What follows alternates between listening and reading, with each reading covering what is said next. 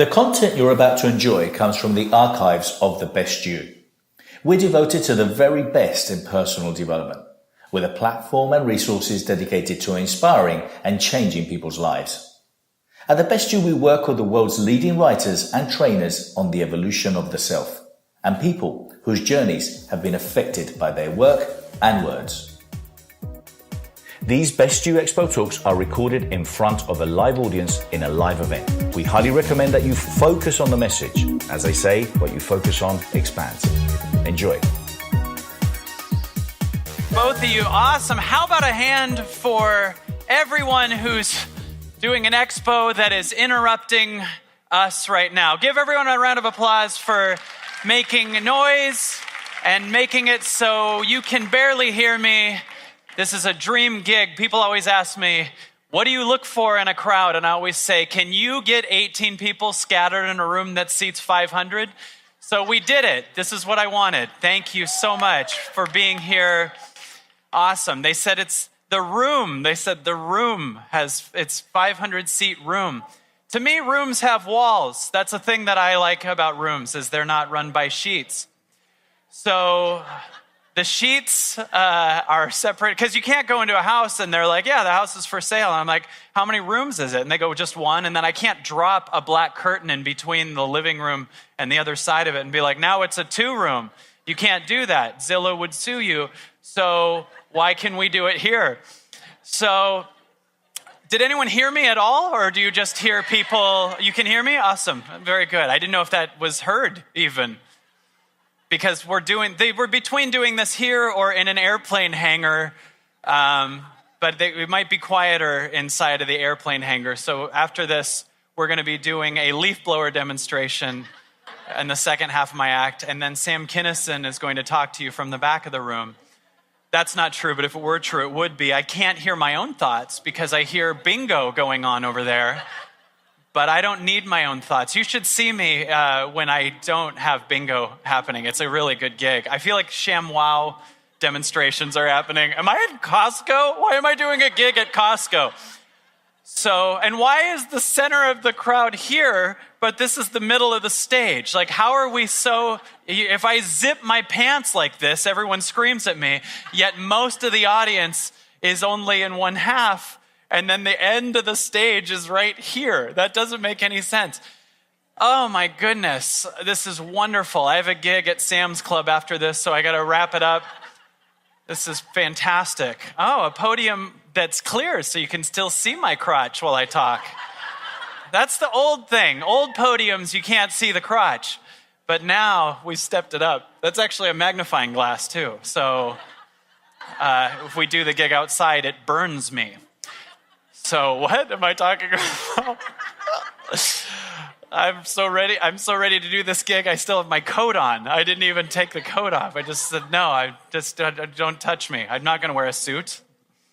Anyway, hi. Welcome to this gig. I'm honored to be with you. I had to just start off by talking about what I was feeling, because I think that that's the most important thing. No one says what they feel, right? By the way, they're boarding that flight. If anyone is getting ready to board that flight. Oh my goodness. I feel like, Alaska Airlines is doing pre-boarding right now, is happening. After this, we're going to do a gig in a casino in the middle of the floor, because it's a quieter setting. It's cool too to also just be able to they don't even close the curtains. I can just see the shit happening while I'm talking to you right now.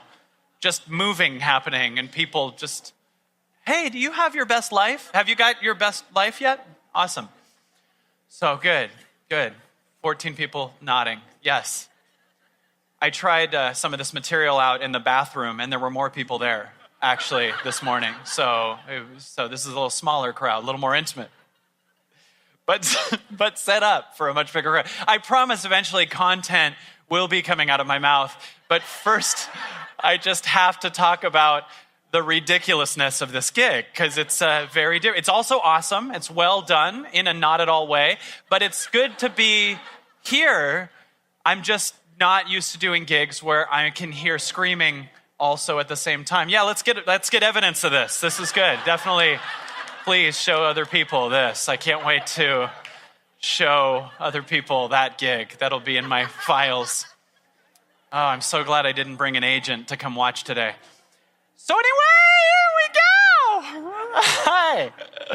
Oh my God. So what's going on right now? First of all, what's going on is I'm talking about what I'm feeling.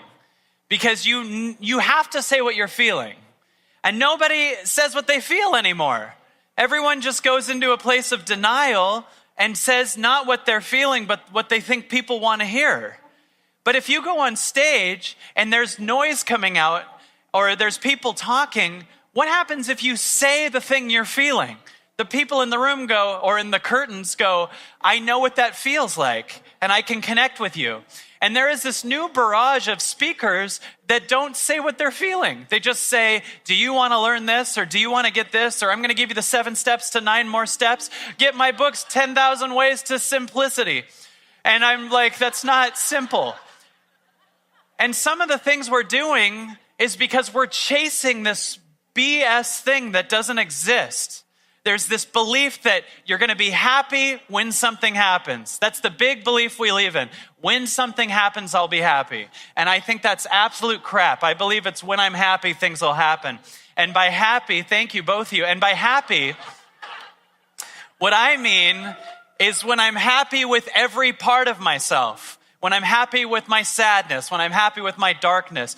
In the 80s, there was a paradigm shift when I think people started believing that who they were was what they achieved. And people achieved amazing things. And now there's enough people out there that have achieved so many things and are still not happy. So it totally turns out that that has nothing to do with your happiness. So what I believe first is let's just get okay with everything we feel right now. And so what I have to do is talk about what's going on and meet you at it because you're people. You're not an audience. You're people. You're actually one person multiple times. And my job is to talk to you like you're one person, like you're my best friend. Because it's very condescending if I were to come out here and talk to you like you're a group of people and be like, hi, I'm going to tell you about. Imagine if someone came into your house and just talked to you alone like that. That would be crazy if a guy walked in your house like, hi, well, today we're going to learn. You'd be like, get out of my house. It's illegal for you to be in it. So what I have to do is talk to you like you're one person because that's how we talk to people. And that's how you'll hear me. So my first job was to talk about that and then to say what's coming up. Because the second I tell you what I'm feeling and I know we're connected, then more stuff starts to show up. More things start to come. I have no idea what I'm going to say for the next hour. And I love that. If I knew what I was going to say, as I said in the video, you would not be hearing my heart. You'd be hearing something that I scripted because I only would script something because I believe there's a right or wrong way to do something. And how do I measure right or wrong? Did I get something from you? In other words, when we're trying to do something right, we're trying to get something from someone. Are you with me so far? And if you're trying to get something, you're saying to yourself, I'm in lack without this thing. Are you with me so far? So every time you do something and you're trying to get something from someone else, you're already starting off from a creative place of lack and saying, I'm not enough. So if you go to a job interview and you think, I hope I get this job interview, you're immediately going into a place of lack because you think that that job interview is bigger than you. If you do that on a date, if you do that with an audience, if you do that with a sale, with a client, you're already lying to yourself the second you think, I'm incomplete without this thing. Because I'm going to be in lack and I'm going to create from lack. And our job is to go past that BS lie and go to a place of understanding that we are whole as is, that we're enough right now. And people go, how do I do that? The first answer is love the part of you that asked how I do that. Because who's trying to do it?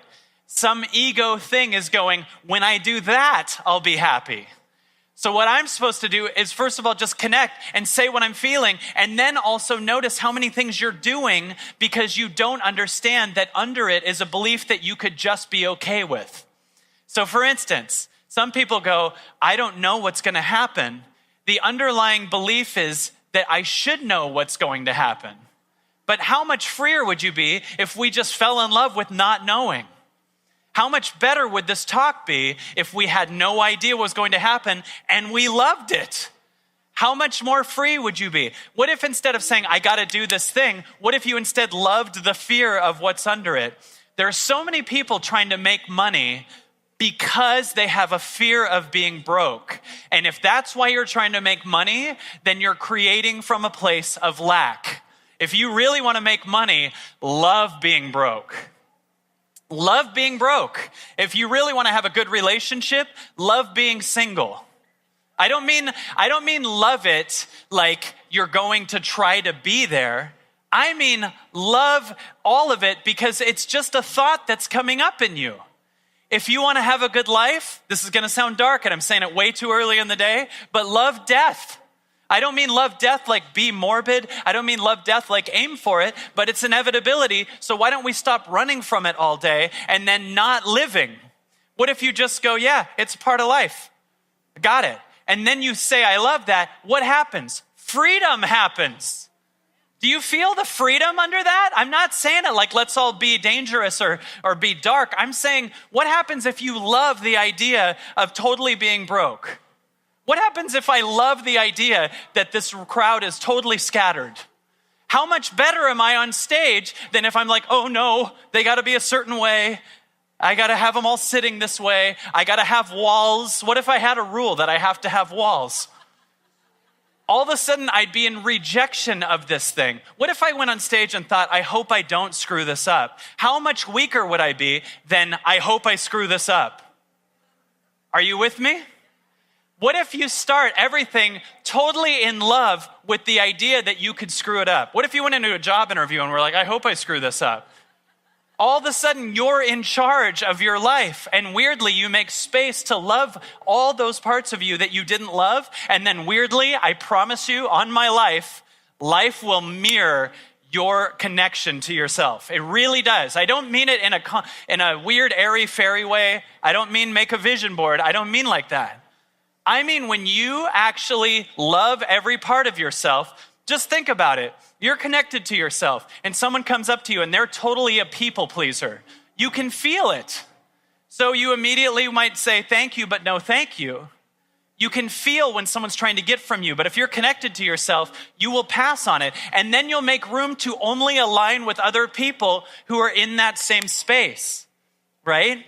So immediately you create room where you go, what feels heavy, and let go of it, versus catering to being around what feels heavy.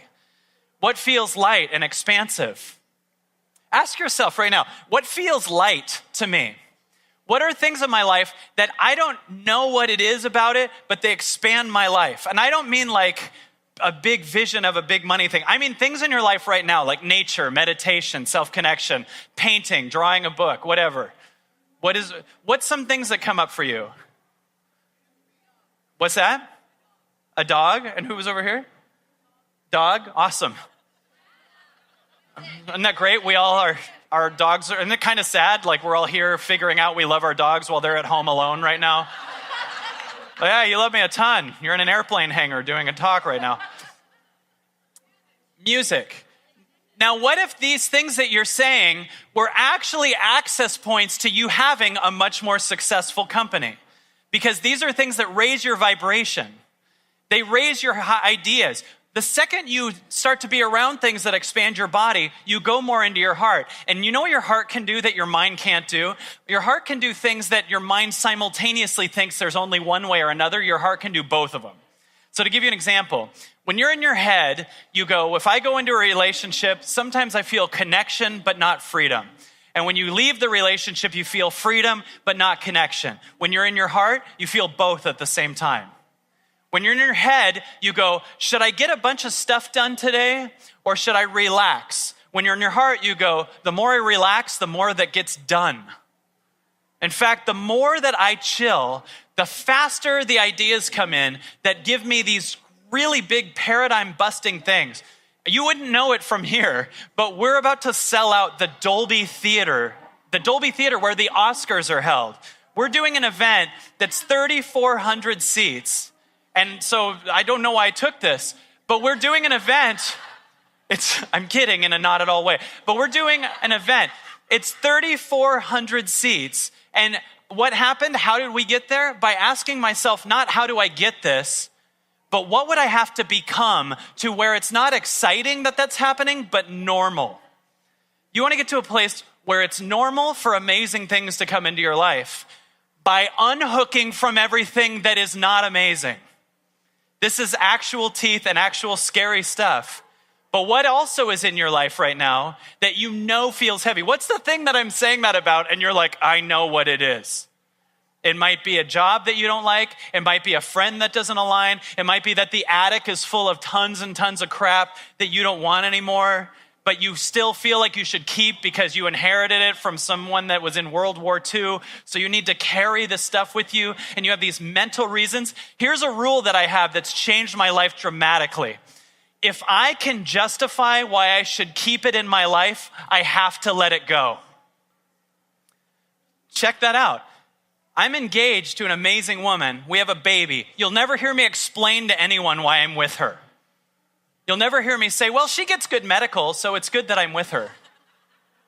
Are you with me? You never hear me say that thing. Why? Because it's my highest alignment. You never hear me say, in fact, on this stage, I was like, well, I'll get to announce the Dolby. So, but with so many things, you would never ever say certain things about certain people in your life, certain friends. My team is here. Dan and Carrie are here. These people co-create Evolving Out Loud. I will never say a reason why I'm with them because it's in my body that I love to do what I do and co-create with them.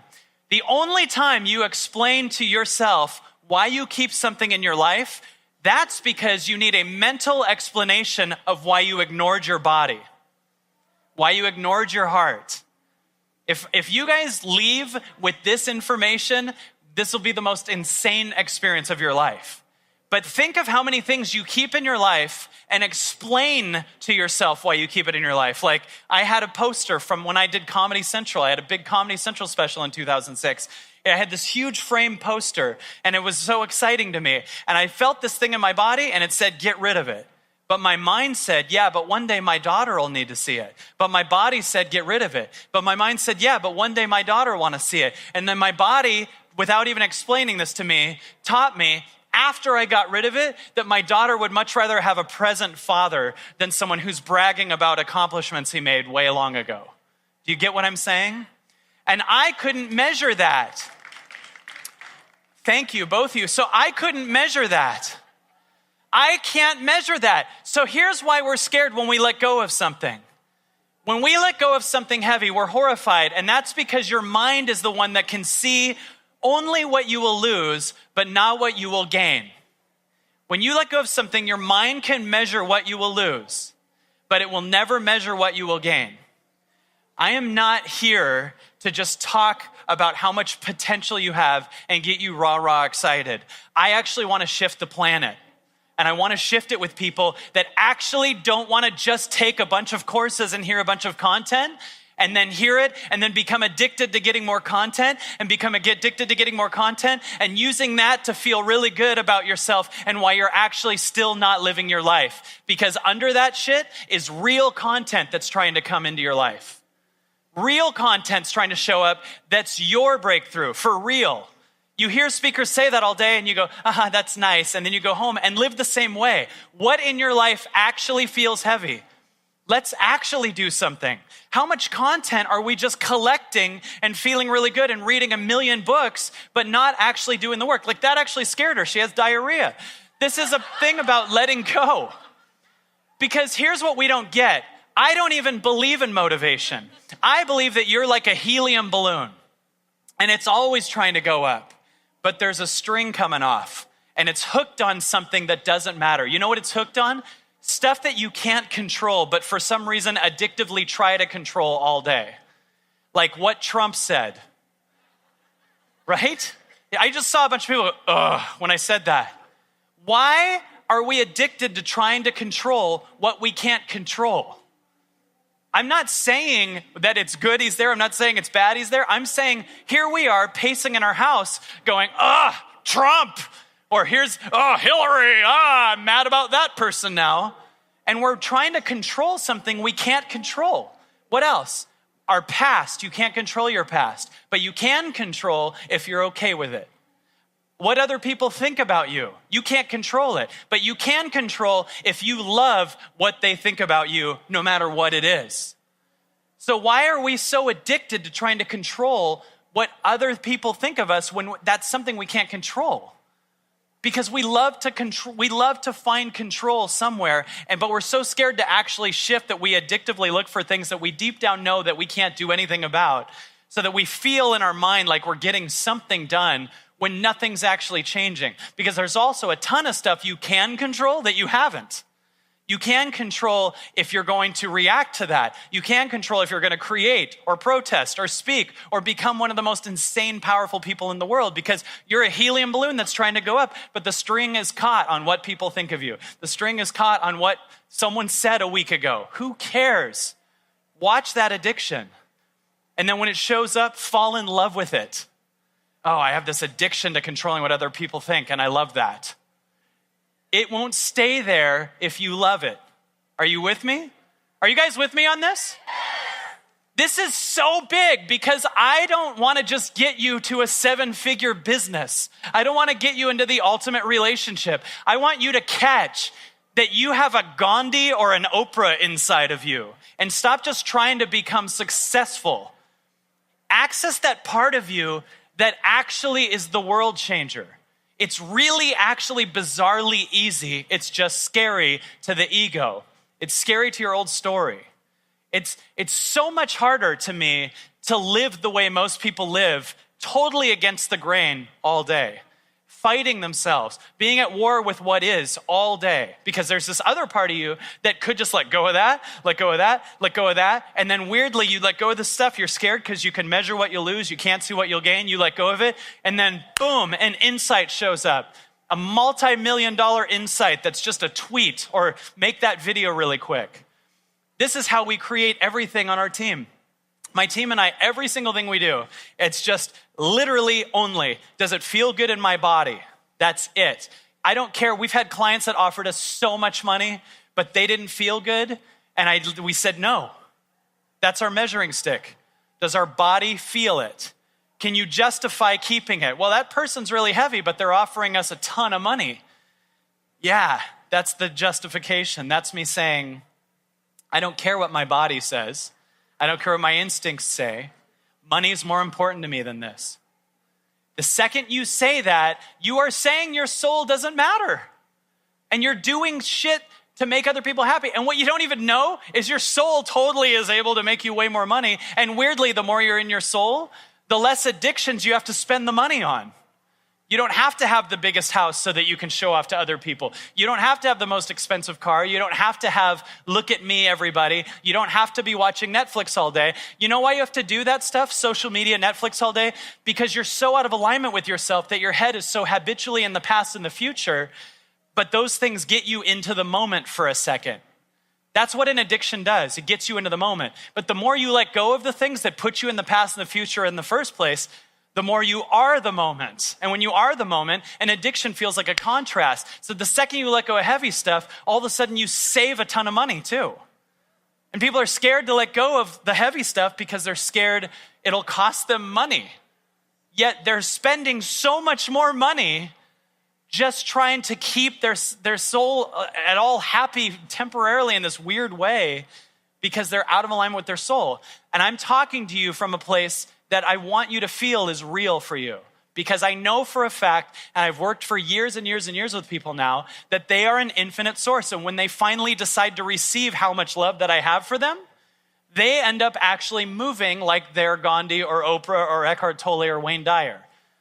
I don't want a bunch of followers. I have a baby and I want her to live on a safe planet. So I'm looking for a bunch of co-leaders who run their own life and learn how to live in here and don't just find the right speaker to follow. I want you to access you because I promise you it's there. And I can see your mind kicking. I can see it. I can feel you receiving it. And I see the minds going, yeah, but. Do you feel that? Feel that. That's what happens every time something exciting happens. Oh, this is fun. Okay, every time something exciting happens,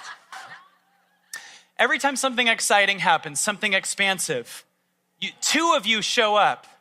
Your body says, I would love to do this. And then your mind goes, yeah, but, right? Can you feel that? Am I accessing even that in you right now? Do you feel the split in your bodies at all? Do you feel that your body's like excited? Like, what if I did just go on that trip? Or what if I did ask that person out? Or what if I left this company? And then your mind goes, yeah, but money. Yeah, but I have a kid. Yeah, but I can't because my spouse won't like it. Yeah, but whatever. Got it. What if these are the reason you have to? What if these aren't the reason you can't, but they're the reason you have to? I'd love to go write a book in Italy, Kyle, but I have to make money. Yeah, you're not making any money because you're not writing the damn book. Yeah, I'd love to go just live my life, Kyle, but I have a kid. All the more reason to live your life and show your kid that they can do the same thing. Do not stifle your gift and tell your kid that they can do it because they're going to learn based on what you do, not what you say. Your actions are their teacher, not the teaching. They'll just learn, live in your lie and tell my kids that they can do it. That's what they'll learn. So when you feel that split come up, love it. And know this, that when you feel that split, one side of you gets excited, and you can feel it in your body, and one side of you gets scared. And here's how it works. If you honor this fear, the opportunity goes away. And if you honor the opportunity, the fear goes away.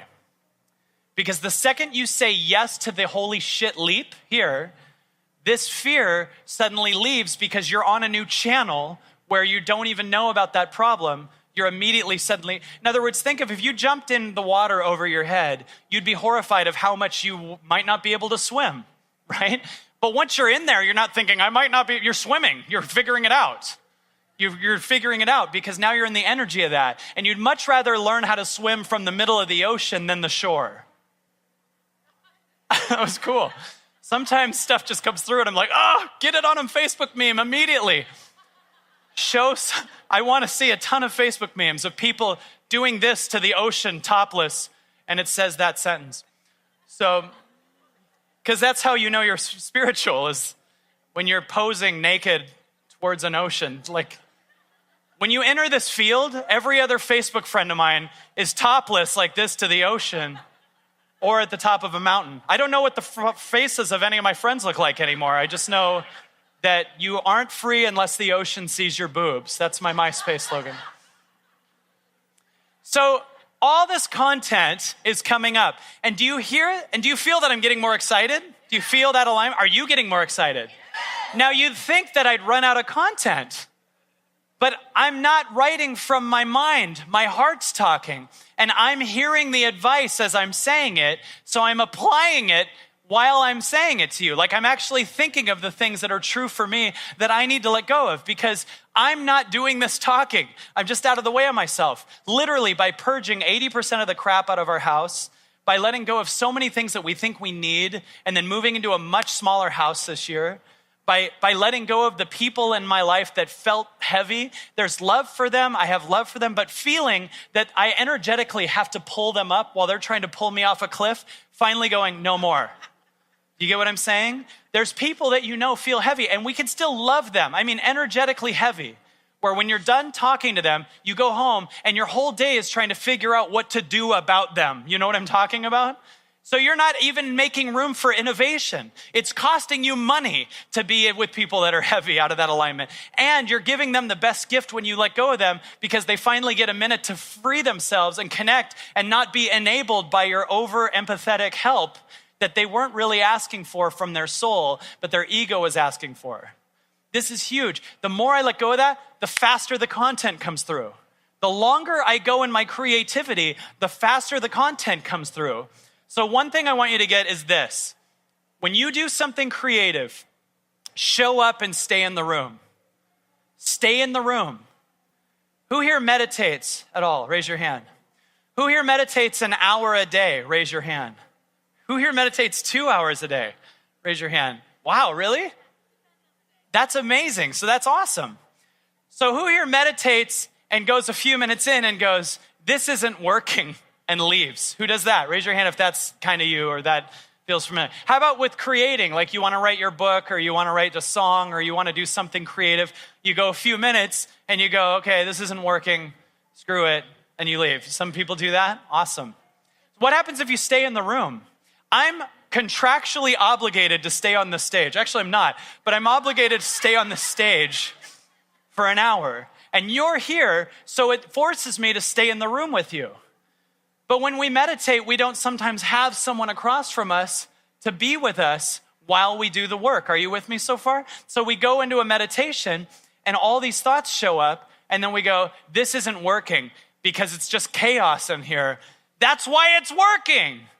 So many people say, I'd love to meditate, but my mind's too chaotic. I'm like, that's the greatest reason to meditate. That's like saying, I'd love to work out, but I'm too chubby. Like, I'll wait till I'm fit and then get on the treadmill.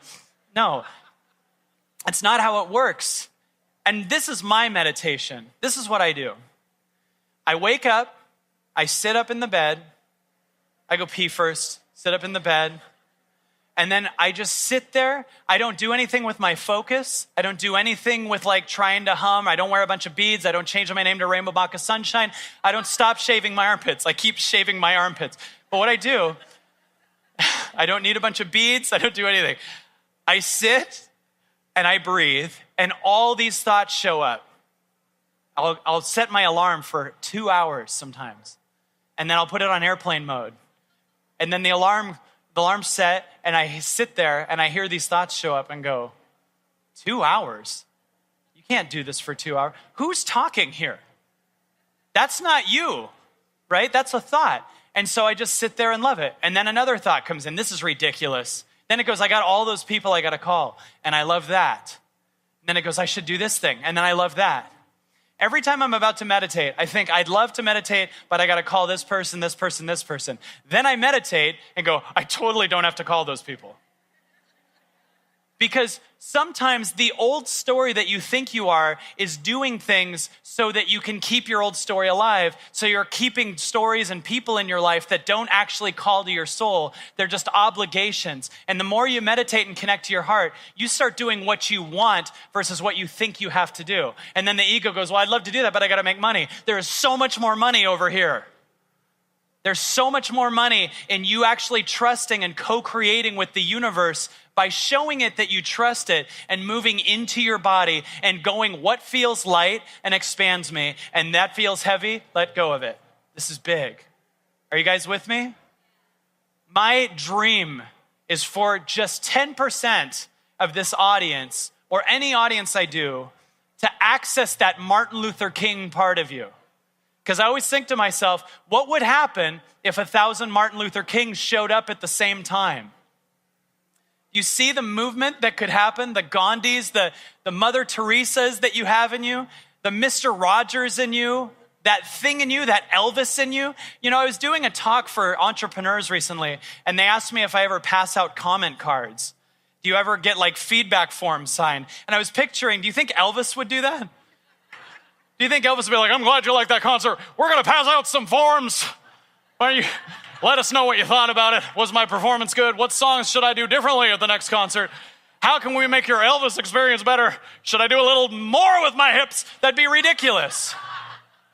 The greatest in the world aren't asking feedback. There's a you there that's so crazy good. You don't have to show people, the celebrities you know, you don't have to show people that you're this person that knew this or did this. You don't have to brag about all these external things, because you'll only get fans that are starstruck and not actually interested in shifting the planet.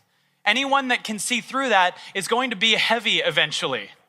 So you want to access you and actually shift the world by tapping into what's holy shit about you. Now, you can't see it from here because your mind only understands your past story. So we have to kill the past story by just loving it, by undoing it. Because the biggest vision that you can see for yourself this year is nothing compared to what you could actually do. The biggest thing, you could come up with the greatest car and $10 million or $1 billion. But remember, you're just this moment. That's it. And just this moment can change. And the biggest thing you can see for yourself right now includes your past stories, limitations, and beliefs about yourself. Notice how much more you can see it about other people that you know and not you, because you're not carrying their emotional baggage. There's a you here right now. And if you're just this moment, then you, me, Obama, Trump, Oprah, a homeless guy, Warren Buffett, whatever, are all the same thing. Infinite potential, just heart and lungs, no old story baggage. You don't need to make it happen. You need to let go of what you weren't, and much more will happen.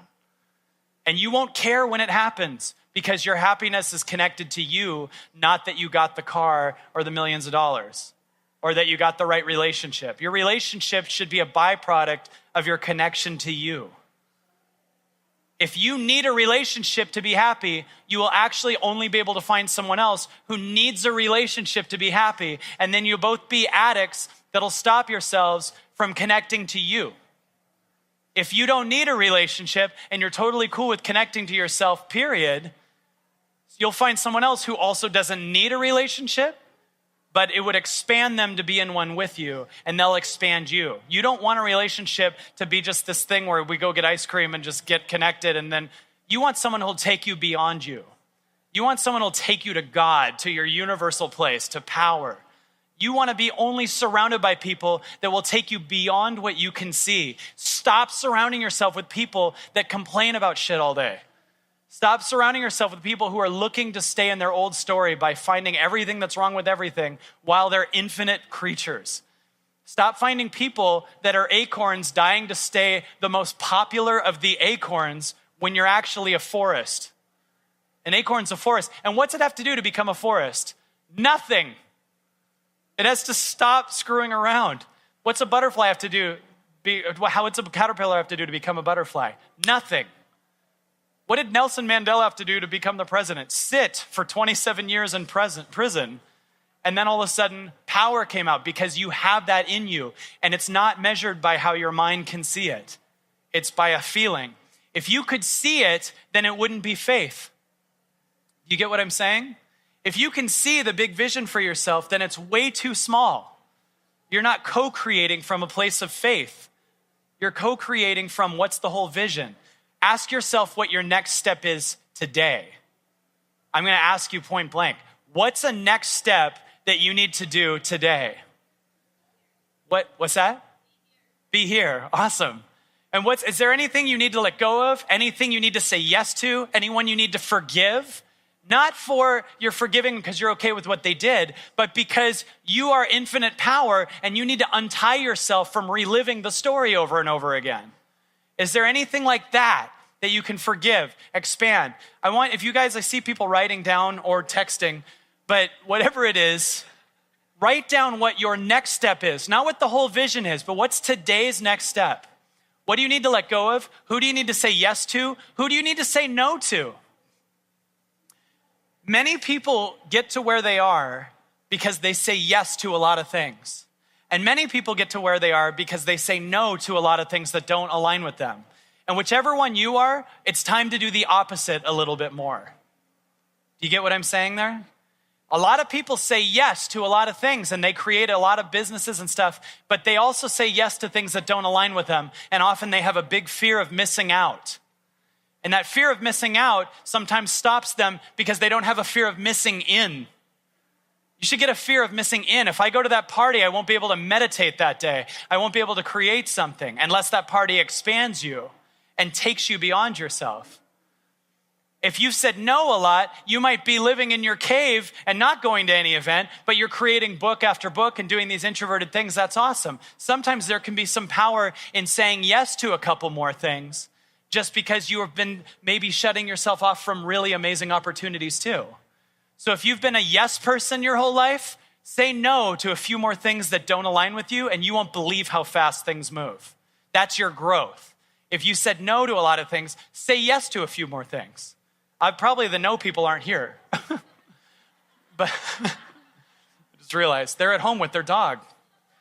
So what time is it? I want to do a thing with you guys. It's crazy. What time is it? 12:50. Can I do an exercise with you guys? Can I do an exercise with you, really? Because I don't want you, this stuff I'm saying feels good intellectually. And that's big. You guys are feeling good and excited. I'm feeling good and excited. But that's the same as going to a gym and having someone explain to you how a treadmill works. and you get all excited about the explanation of the treadmill, and then you go home and you tell everyone about the treadmill. On Sundays, you sing songs about the treadmill. But there's a difference between understanding the treadmill and getting on it. And most people live in a way where they talk about the treadmill and they say they understand the treadmill, and they don't understand the feeling going on inside of you is also a sign.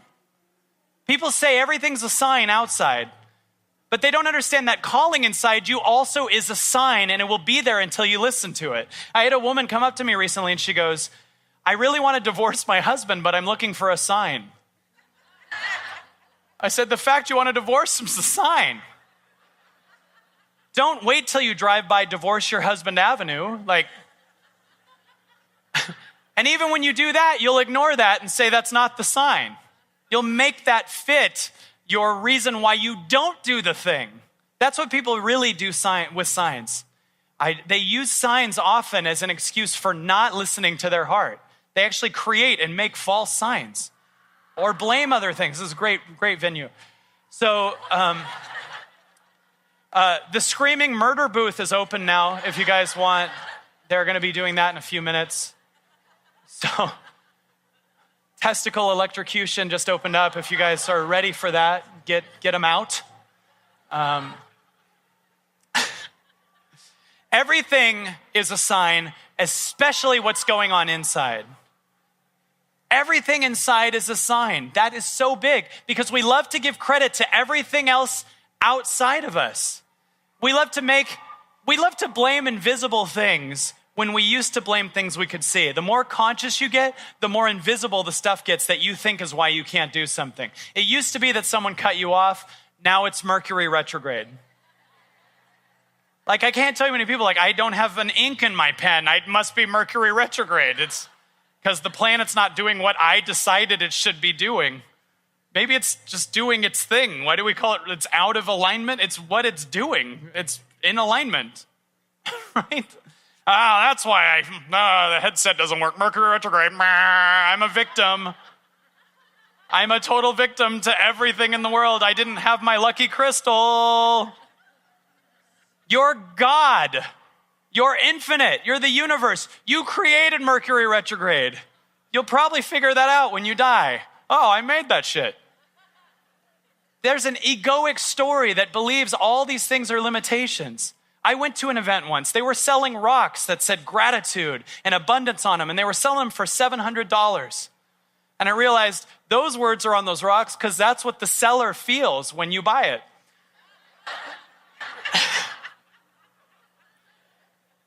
Gratitude and abundance because you bought a rock. Do you know you could go to the beach and pick up rocks? They're free. You know that feeling that you're trying to get from the car? You can feel it now. It's free. That feeling you're trying to get is free. All the things you want to get are free right now. Nature is free. It's free. What are we trying to do? Why are we trying to impress people that aren't connected to that anyway? You know? So really quick, check this out. I want to give you guys an exercise that is really mind-blowing, and it's crazy, and it's actually something that we do at my events that absolutely changed our life. And I want to invite you, by the way, to please come see me at the Dolby Theater. That is a 2-day event with 3,400 wide-open people, and if you want to come, I'll give you a coupon code, by the way, for real, to get $100 off, because our team has decided to make everything massively cheap. Not because it's cheap, it's valuable, it's more valuable than anything, but because we don't want to make it hard for people that want to change to come to it. And I think that when people make prices through the roof, they're trying to make it hard, and then they end up with a following of 20 millionaires, but I want to change the planet. So if you want to come to that, you can get tickets for a 2-day event as low as $100 that just covers our price of the theater, because I want to do this all day. As you can see, it keeps coming out, and I'm dying to do it. So if you go onto Ticketmaster, you'll see my event. My name's Kyle Cease. You can get the coupon that you put in the offer code. It's called Next Level, and you can get any ticket that's available for $100 less.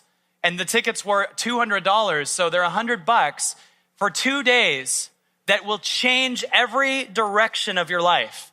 but I want to give you one of the exercises that we do at the event. So remember that code, next level, go into Ticketmaster and get it, if they're even there still, but get it, because it's going to be crazy. Here's the exercise. I was on my way to an audition once 8 years ago, an audition for a movie. I used to be an actor. I did 10 Things I Hate About You and Not Another Teen Movie, and I was Bogey Lowenstein, the kid who threw the party, and 10 Things, and the clapping guy, and Not Another Teen Movie, and all these different things, and I had a huge Comedy Central career. And one day I was on my way to an audition, and I decided to talk about the audition coming up because I was in my head and I was scared I would screw it up. So I decided to talk about the audition coming up as if it was past tense and it already happened. So on my way to the audition, I looked at my friend and I said, "Do you remember when we went in there and we just killed it?" I said, "Dude, I was so funny. I was so in the pocket. I don't know what happened, but I was so in the zone and it was amazing." And then I started saying, they couldn't believe it. They thought it was unbelievable. And then he started going, "I do remember it. It was amazing. You were so funny. You went in there." He goes, "You totally booked the part and it was the best audition you ever had." On the way to the audition, our minds need to be creative. And if we don't create, they will creatively sabotage you. If you have sabotaging thoughts, that's because you're brilliant and your mind's bored with the shitty, mundane life you're living. So it's trying to sabotage it so that you'll do something holy shit amazing. Are you with me? I'm swearing more. This is the late show now. Late here is 1 o'clock. So on my way to the audition, we did that. And then I went into the audition, and so I had just created a whole new outcome that was bigger. And when I went in there, I was on fire, and my mind was full of creativity versus sabotage and fear, right? So when I went into the audition, I just totally nailed it. Then my friend and I, on the way home, decided to talk about what we did the rest of the day as if that already happened. So I said, "Dude, I remember when we got home and we called that person and then we worked out and then we got all those other things done." And he goes, "Me too." And all of a sudden we got to feel the feeling of it being done. Are you with me? And all of a sudden we wanted to do it. The next day I woke up and talked about the day coming up as if it was yesterday. So I said, "I don't know what happened, but I surprised my girl with flowers and then I took her to Disneyland." And then I felt that and I totally did it. So what if this venue we're at right now, we pretended was a year ago? And when you left here, you did some really crazy things. And I started saying, "I remember this audience. I remember the funny plane hanger audience that let me riff with them and be with them. And they totally were fine that I was a few minutes late. I'm sorry." And so I remember this audience being so fun. And then after that event, we did the Dolby Theater and it was amazing. And I kept getting healthier and I had the most amazing connection with my fiance. It was nuts. I also had just recently made a deal with Hay House. So I have a new book coming with Hay House. And I'm going to talk about that. Thank you. That's really true. And I'm going to talk about that as if that happened and that's done, right? So the book came out and it was a #1. It was my second New York Times bestseller.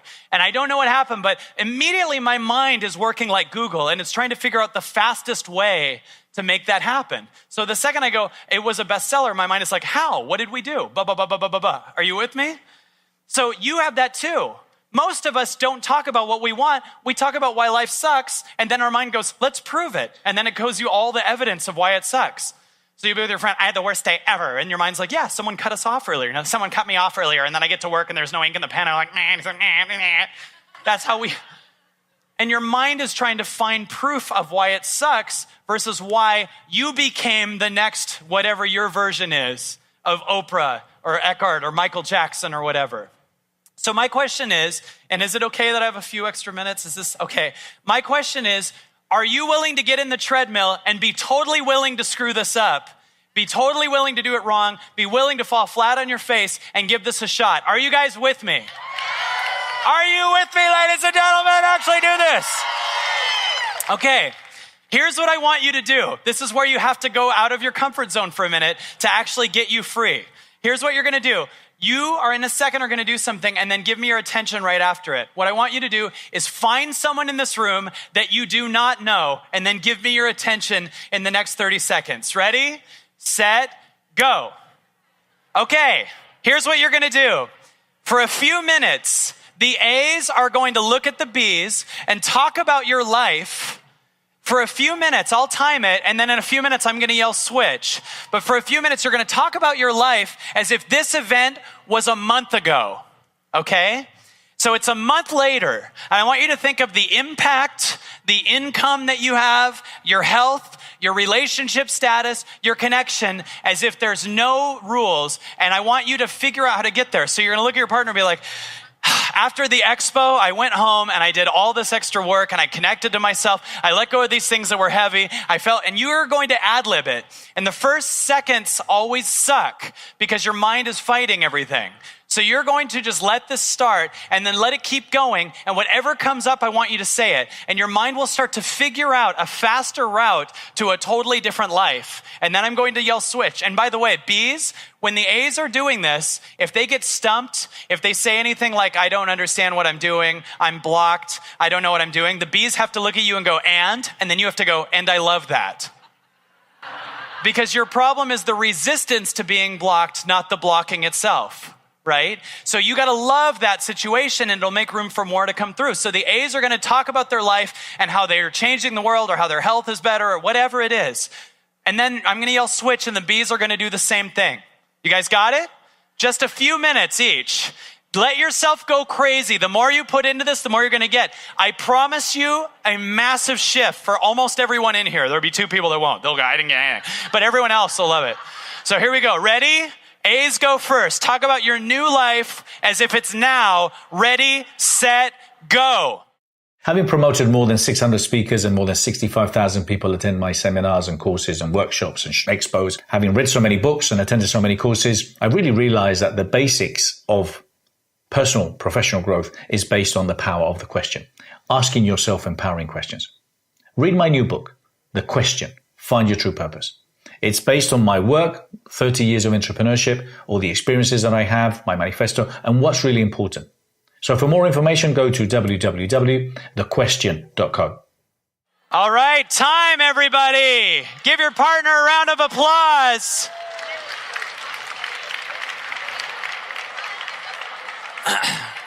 That took courage to go beyond yourself. Who got something out of that? You just did. Wow, look at that. You guys realize you just did 4 minutes? That's it. You just changed your paradigm in 4 minutes. The length of a crappy song at the gym. You just did it. How do you feel right now, you guys? You're creating. You're infinite creative beings. I need you to take in how huge that is. You are infinite creative beings. You are here to not learn just from other people, but to learn from you and go beyond your story of what you thought you were. You did that in 4 freaking minutes. What would happen if you did that for 2 hours a day? Do you get what I'm saying? My team and I, we took a break recently because we did some other stuff, but my team and I started doing an hour a day every morning of this. Our company is skyrocketing right now. Everything's changing because when you do this, you start to set the precedents for your whole day, everything. You're your whole day. Imagine doing that for an hour a day. Do you think that that wouldn't add up to be worth way more than a job that you don't like to be at is paying you, even if it was paying you $5,000 an hour? Do you not understand how valuable that thing is? That was accessed by you, and that's what you have. And the only thing I'm here to do is help people get that you are it, not me. I am for me. You are for you. And I want you to take in this whole weekend the idea that you can teach yourself, you can co-create, and work with people that want you to see that you're amazing. Because you are infinite, and I love you guys. I am honored to be with you. I'm Kyle Cease. Thank you so much, you guys. It was an honor to be with you today. Thank you so much. Thank you.